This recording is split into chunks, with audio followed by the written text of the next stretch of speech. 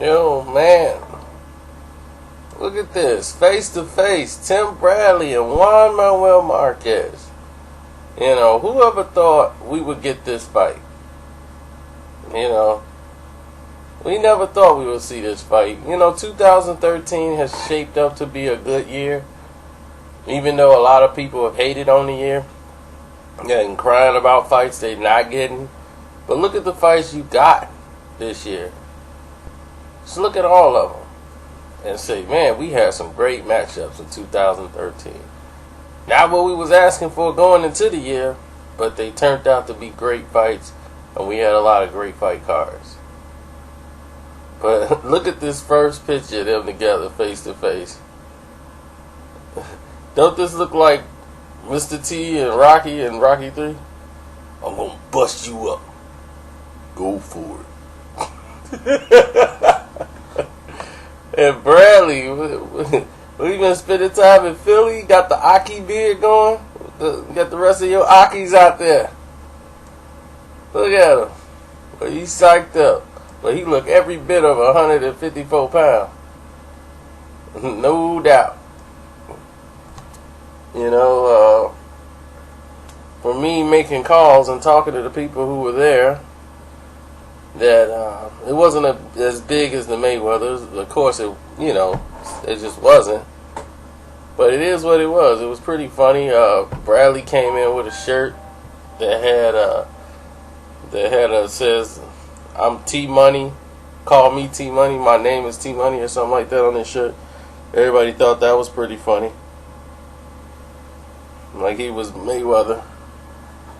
But besides that, this is a very interesting matchup of styles.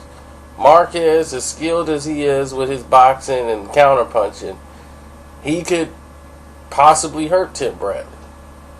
But he's never faced anybody that's like Tim Bradley at this point in his career. Tim Bradley can adjust to what you do in the ring and apply his will into the fight. You can't outwill Tim Bradley. That's the thing about him. Beating him and outwheeling him is another thing. You're going to have to put him down. That's the only way you can beat Tim Bradley.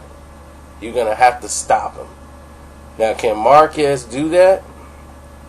Does he have it in the tank still to pull out another miraculous performance? Because even though against Manny Pacquiao in the last fight, he was throwing bombs. I mean, just solid bombs.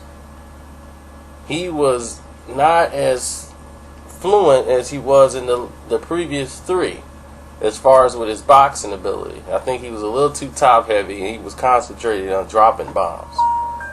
And in the end, it benefited him because that's what he needed to do for that fight.